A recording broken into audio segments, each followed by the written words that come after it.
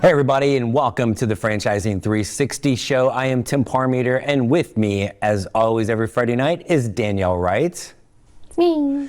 Danielle and I are going to take you through a 360-degree view of the franchising world to help properly educate you on what it's all about, thinking if you want to become a franchise owner, if you already are a franchise owner, and how to get even better, and from a franchisor standpoint. Danielle's been in the industry for 15 years, mostly on the franchisor side, and I've been doing this for about 11 now, running CEO and founder of Francoach. Both of us are here to always properly educate people and make sure they have that fantastic experience learning about franchising, because it's been a pretty cool industry for us for a long time, personally and professionally. Danielle, we have talked in the past a lot about once people are a franchise owner. Okay. We've had some different brands come in and talk, and we've got some more coming up over the next few weeks. And certainly even the last week we talked about the franchisor side and some things. The one thing we really haven't taken a dive into is the steps to become a franchise owner. How about we share some of those things tonight? That sounds like a plan. It feels like that's about you, though. Well, I mean, once every 36 episodes, like it gets to be on me. It seems like it's a pretty good ratio. Like one day a month gets to be about me. Yeah, that's okay. I'm good with that ratio. Thank you. Thank you, the best. So we're going to learn about that. We're going to learn about that. But we have a Friday franchise fun fact, still sponsored by Francoach. What do you got for us tonight? I thought that maybe you would do the fun fact if we're going to switch the tables. That would have required a little more preparation on, we don't have it with us. I was gonna self-promote, becoming a franchise owner. Yeah. The new book, which you can find on Amazon and Barnes & Noble and wherever you find books. That was funny. Okay. This isn't necessarily a fine book, but it's like fine wines. Like we saw the sign of Bob's Fine Wines or something earlier today. Yes, so you're an author of a book. Congratulations. Okay, so fun fact, we've got a couple of them. Ooh. So do we choose fun fact A or do we choose fun fact B? What do you people think? A, B? We're going to B. Okay, B.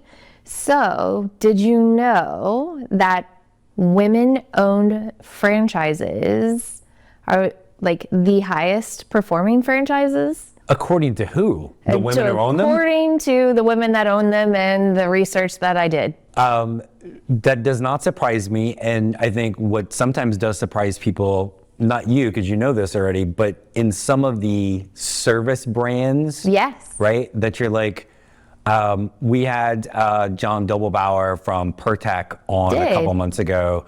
Hydraulic hoses, right? One of their top owners, a couple of their top owners are female owners. So even in the unsexy blue collar things that maybe don't necessarily seem like they fit, they're still killing it. Why is that? It goes into what we're going to talk about, right? What's the process? What's the steps? How do I learn more? How do I go through to being an approved franchise partner? There are more and more women that are looking at that diversification to do something. Maybe their kids are grown and they're now at that space, but it'll be a fun opportunity for us to kind of walk through how do I get awarded a franchise? Yeah, and we did in March on the Franchising 101 podcast, the last couple of years, we featured women in franchising. And this year we had two really amazing guests that are part of franchisors, but we also had two of our brand new franchise owners that we've worked with at Francoach that were females. And really there were three in a row for us that were women. One had been kind of like a stay-at-home mom, wife. One had been working for a big company, but had been an executive assistant.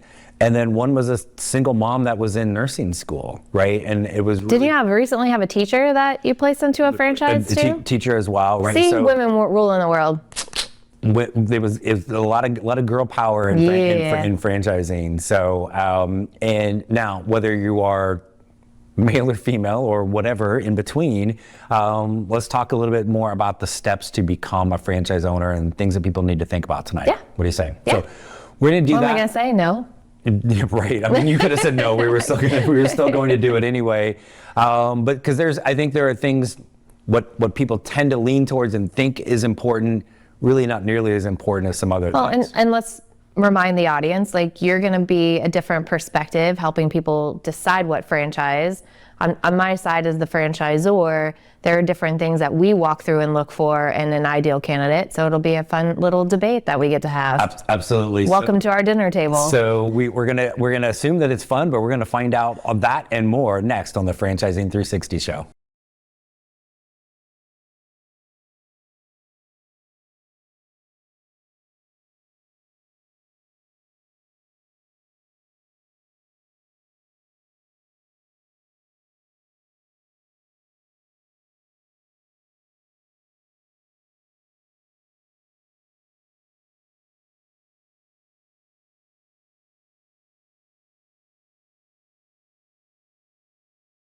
Welcome back to the Franchising 360 show. I'm Tim Parmeter with Danielle Wright, and we are actually talking tonight about the steps and things that you need to think about to become a franchise owner. And really, I always kind of back that up to help determine if you should become a franchise owner first. Okay. So totally walk us through, hey, I'm a client of yours. Right. Just put in some information. What's the first thing? Okay, you get me on the phone, which, let's be honest, that's a feat. What are we talking about? Well, you would love this because we talk about you. Oh my God. So favorite conversation. It is, I kind of say this jokingly, but serious to folks, is this is your chance to be selfish, without getting in trouble, because it really needs to be about you. Because, and you hear this all the time, what's the best franchise or the top industry? And in the corporate world, their focus is the industry. How hard is it to switch industries or different jobs in the corporate world? Because if you're trained and learned in one thing, this is the thing that you're going to apply for other jobs looking at. Right. And no offense to corporate HR people out there, but they're not really thinking outside any sort of box, right? So, but with franchising is totally different, right? So there's really three things that are most important in this. Okay. Is that owner role. You're the one that's going to get your butt out of bed every single day and go run the business. And so we're going to kind of create, and some of these things sound cheesy, but it's really key, is what's your ideal scenario every single day? Okay. And if we ask that, you would have some things in mind, but we're going to, to me, when this is done properly, we're digging really deeper and not just focus, I used to do this and this. Oh, okay, well then. But doesn't that matter though? It totally matters. Okay. But is that what you want to do now? Maybe. Right? And that's, so I'll give you an example. I don't know what I don't know. Right, and that's where the questions come in. And so we'll go through a couple things, but we'll have probably 3 steps before we ever start to do the research. And really, the number one thing, we've talked about this a lot, is, why are you even looking at this, right? Can I ask some questions? Yeah. So is this what Francoach does, or is this what every franchise consultant does? This is what Francoach does. Okay. And hey, you know this way better than me on the other side. There are some times where there's not a whole lot We'll talk about me later. thought or effort that goes into that. But why are we looking at this? We need to understand the role people want. And it really comes down to 3, people are going to think money or they're going to think industry, and we discuss those. What's your role? We call it the get out of bed test. Okay. You're the one that's got to get your butt out of bed every day and go run this. What about the people you want to be around? Your staff, your customers, in the community, things you want to be able to talk about. You want to be able to wear your logo, and you want to be proud of it. Right, so your role, the people, and then the franchisor. We're all good at things, and we're all things I could use a little bit more help over here. The franchisors are no different. They've got every franchise, hey, we got great support over here and here. Yeah, we'll support you over here too. So it has to kind of align, but even that the people component of the franchise, how you're going to align, and again, you say this all the time, it should be a partnership. Yeah. It should be, and again, think marriage and the family. You want to feel like you're in the right room with and the culture's overused and vision gets overused a little bit, but they are also real. Okay. And when you have those things, when you're getting up and you're excited about what you're doing and it's in your wheelhouse, you're around the right people for you, and you've got the support right? From those things. Nowhere in there did I say industry. Will we talk about industry? Absolutely. We want to understand like why somebody might like this or not that.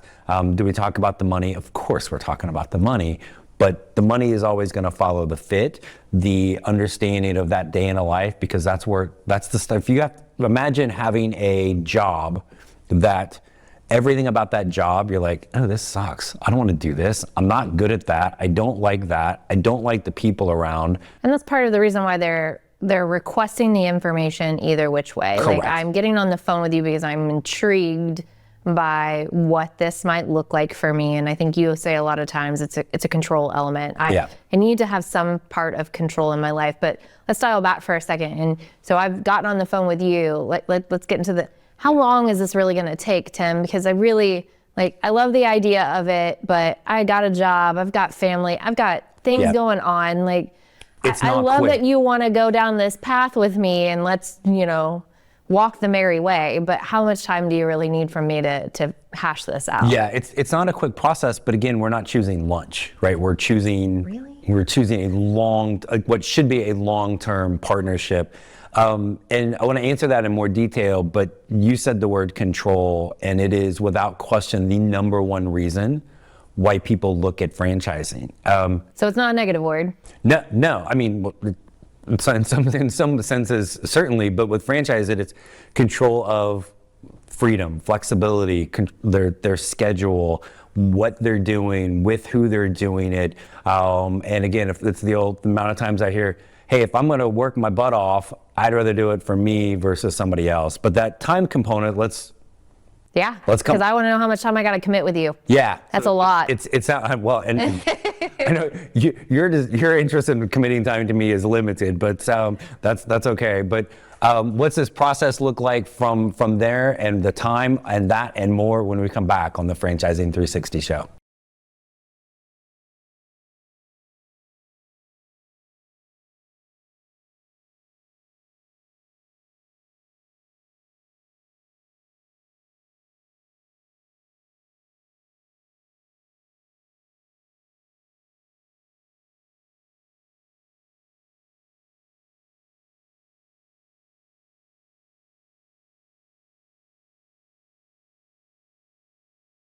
And welcome back to the Franchising 360 show. I'm Tim Parmeter with Danielle Wright, and we are talking about some of the steps and, more importantly, some of the questions to be thinking about as you are determining if owning a franchise is the right one for you, if it's the right thing for you, and if so, the right one. And before we went to break, you had asked me a question. I did. I, of course, was listening. I hang on every word you say, but maybe somebody missed it. What was the question that you asked? It's how much time do I have to, commit to this process, just with you, right? Because I'm talking to you before I ever talk to franchisors. Correct, right? And so, and again, I'm of the belief for this to be done properly, it's going to take time. We'll have at least 2 conversations, probably have them fill something out before we know enough to do the research. Now, time that might happen within a couple of days, it might be in a couple of weeks, right? But we need all that information to properly do the research. For us, we're working with almost 700 brands. That's a lot of behind the scenes information that we've got to be able to match and align, right? So once we connect people. Match and align, tell me more. But briefly. No, so franchises can look the exact same to the consumer. Okay. But it can be completely different behind the scenes. So hence the reason why you're asking me questions about what's my picture perfect role look like? Even if it's what are you about as a human being, and how does that align? Because there might be a franchise that has a very philanthropic arm. We've talked a lot about military and veterans. Well, here's a franchise that's incredibly veteran friendly. You're a veteran. There's another brand that does the exact same thing. It's not that they hate veterans, right? But one might be more aligned with you from a people standpoint. But when we get to the point of introducing franchises, and again, I think this is key, 3, maybe 4 brands. Because again, you're busy, maybe you got a job, you got a family, you got a life, you got wife, stuff, mother, right? kids, all soccer. of those things. So, if I'm just shotgunning, here's 15 of them and, good luck, it doesn't really when you get to the franchise, you still have a whole boatload of research to do with them. So that's why I think I'm balancing the time. That's like easily. with my consultant group, you guys, Francoach, your 10 consultants, like how much time am I spending with you on top of how much time am I committing to doing that a couple research? Months, right? Like from the time we introduce people to franchises, and there's one point I always want to touch on with that, but from the time we introduce you to franchises, 3 or 4 of them, because it's going to be a lot of information, that's going to take 6-8 weeks. There could be a dozen or more steps along the way that now I've just introduced you to 3 franchises, totally different. You probably don't know the first thing about any of them. You don't really know much about franchising yet. And now they're just pummeling you with information. We don't do that. It's a lot. I mean, right? But because from that side, there's so much you've got to be able to share on the franchisors. And they have so many questions. Correct. Because there's not every group that's through a process step. I mean, a lot of times on the franchisor side, we're just getting a name, an email, and a telephone number, and like, good luck, hopefully get a hold of them. And I could take somebody through the exact same process, show them the same brand, and they're going to have a completely different That has happened to you, right? Like you've got, for our viewers, a lot of people work with multiple consultants, but I think in your group, what I personally know of, a lot of them end up dumping their other consultants. Right. But even for me, I could have 2 people and I take them through our process and introduce them ultimately to the same brand. Their experience is still going to be different. They're going to ask different questions. They're going to hear things differently. How do you help people through that? That's where for us, like we're having during that maybe 2-month stretch, I mean, we have pretty much weekly calls with them to like almost borderline like therapy sessions, right? Like, hey, they lay on the couch, tell me what you learned from all of those calls, because there's no way they're gonna grasp every bit of that information. So we're here to help, right, make sure they don't miss any steps, they don't miss any information, that they're asking the right questions. People can have the questions at the beginning pretty easily, but what about step 7, 8, 9, 10 down the road? We talked a couple weeks ago about costs and fees, right? Right. Some people may need a little bit more help with that, right? And so that comes up. But when we go back, the one thing I always like to share, because people think I'm crazy when I say this, when we introduce people to franchises, it's pretty common that there's one of them that they just think I'm absolutely off my rocker nuts and they're gonna roll their eyes at me. Okay? You're probably right, but okay. The amount of times that ends up being the franchise that they own in the end will just blow people away, because we got to get outside of our comfort zone to really find that thing. We had an owner a few years back. Not only did he roll his eyes, he complained openly about one of them, and then did kind of give me, I promise I'd have an open mind. Like, dude, your mind doesn't sound all that open, but anyway. And even after that first call during kind of our update conversation, he still wasn't feeling it all for this brand, but his complaints and concerns were just wrong. And I'm like, I think you're wrong. Have one more call. And that next call is when it clicked. He owns now 2, I think 3 territories of that one. He's bought one of their sister brands. He's one of the top owners in their whole thing.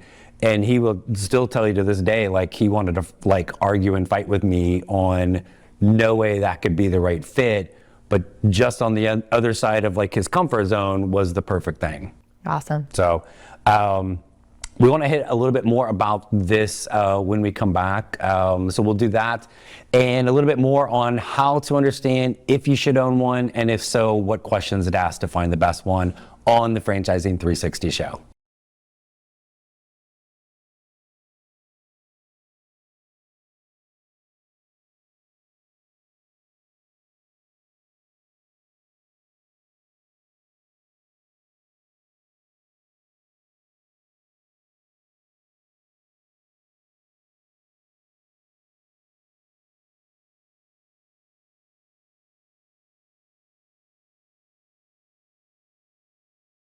And we are back on the Franchising 360 show. Tim Parmeter with Danielle Wright, talking tonight about steps and questions to ask and think about when you are trying to determine if franchise ownership is right for you, and if so, which one. And talk a lot about kind of the steps that we go through with Francoach with clients. On the franchisor side, you've worked with a lot of different brands, you've consulted with a lot of different brands. Pretty easy to say no to franchises take the exact same process through this. So that can be a little bit challenging for folks too, right? They're talking to you, but they might be talking to two or three other brands, all going through maybe a different pace and a different flow, correct? Right. I mean, you're shopping, right? So when you're shopping anything, you're going to be at different levels. People on my end some jump really quickly into a lot of things and others do the same processes. So I think working with Francoach and other Francoachers and some other consultant groups that are like-minded of let's talk about you. Let's figure out who you are and what you want to do. So we take the same steps. I think that's why the brands I work with, like we like the candidates that Francoach brings to the table. And some other consultant groups as well, just because we are trying to get to the root of the person to make sure, again, it's the right partnership. Yeah. So when you're thinking about putting people in front of different franchises, are there franchises you like that you don't show due to their internal processes for those next steps? Did I just get ready to blow that out of the water? Understanding the internal process and the people behind it is hugely important. Right? Because again, you're matching the person that I'm going to send you over to a franchise, the person you're going to talk to, their development person, whatever. Right, but that's their first blush of a brand. And it's usually a pretty good window into what that brand is all about. Okay, explain. Especially if they're an employee, right? The outsourced groups, well, frankly, I try to avoid as much as possible. Anyway, many of them. Well, no, you know the ones that like to take a quick path through things. And so, but understanding that person, hey, here is somebody that is going to be very meticulous and very methodical and at a slower pace, but that's really going to align with Bob over here. But then, here's Sally, no, let's go. That might not be the best fit. So I think understanding, again, it's really a holistic approach. So hey, because there are so many brands that you work with, there could be one or two or three brands that do the same thing. How heavily are you weighing the development side of those organizations as you present them? I think you're weighing the development side. You're just weighing what you know about the franchisor in general. And I mean, I can like the development person all day long. There have been times where I've been married to the development person and I love you, but that's just because of that. I'm not sending you the lead. Oh, okay. Right. I mean, so, but those things matter. They matter greatly because again, I don't care which franchise people start. Okay. Right? And really, if I back it up, I don't care if they start a franchise. For us, our number one goal is to make sure they understand if they should.